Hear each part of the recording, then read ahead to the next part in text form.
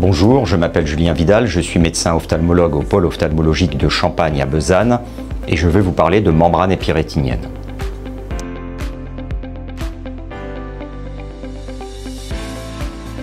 À l'avant de l'œil se trouve la cornée et le cristallin.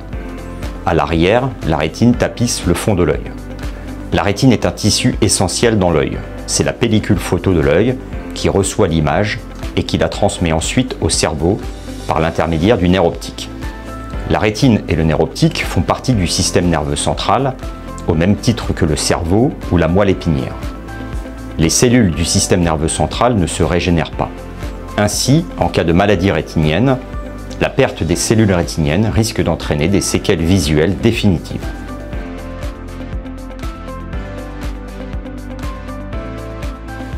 Une membrane épirétinienne est une pathologie de la région centrale de la rétine, la macula. C'est une peau qui pousse et qui adhère à la surface de la rétine. Elle s'épaissit et se rétracte progressivement. Cela entraîne une souffrance de la rétine centrale qui augmente d'épaisseur et se plisse en surface. Le plus souvent, il s'agit d'une pathologie liée au vieillissement. La membrane épirétinienne est alors dite primaire. Dans certains cas, la membrane épirétinienne peut être secondaire, c'est-à-dire qu'elle apparaît dans les suites d'une autre pathologie oculaire, comme un décollement de rétine par exemple. L'évolution est très progressive sur plusieurs mois, voire plusieurs années.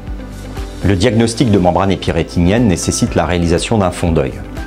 On observe un reflet brillant au niveau de la rétine centrale et on visualise parfois de fins plissements de la surface rétinienne. L'OCT est un examen très facile à réaliser, non invasif, qui permet de confirmer le diagnostic et d'apprécier le stade évolutif de la membrane épirétinienne. Au stade débutant, la membrane apparaît sous forme d'un fin trait blanc à la surface de la rétine qui conserve un profil normal. À un stade modéré, la membrane est un peu plus épaisse. La rétine augmente légèrement d'épaisseur et on observe souvent un comblement de la dépression centrale.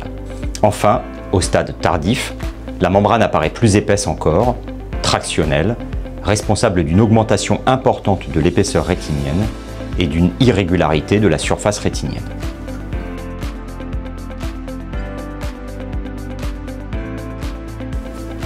Au début, il n'y a souvent aucun symptôme et la membrane épirétinienne est alors découverte de manière fortuite.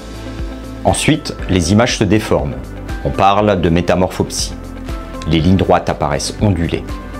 Ce symptôme peut être recherché à l'aide d'une grille d'Amsler. Enfin, la souffrance des cellules rétiniennes soumises à la traction exercée par la membrane épirétinienne entraîne une baisse d'acuité visuelle.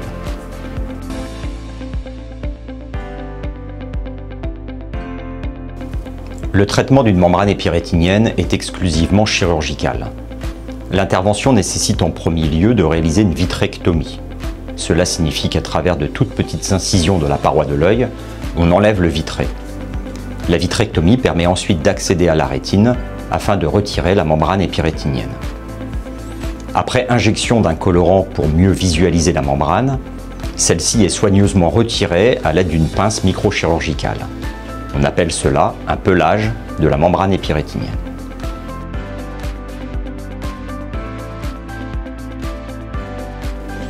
Elles sont en général simples et peu contraignantes. Elles se limitent à l'instillation de collyre et pommade ophtalmique pendant quelques jours. Il est toutefois recommandé de ne pas pratiquer de sport pendant un mois. L'intervention n'est pas douloureuse et la vision n'est en général pas altérée. Une fois la membrane épirétinienne retirée, la rétine diminue d'épaisseur, les déformations s'estompent et l'acuité visuelle s'améliore.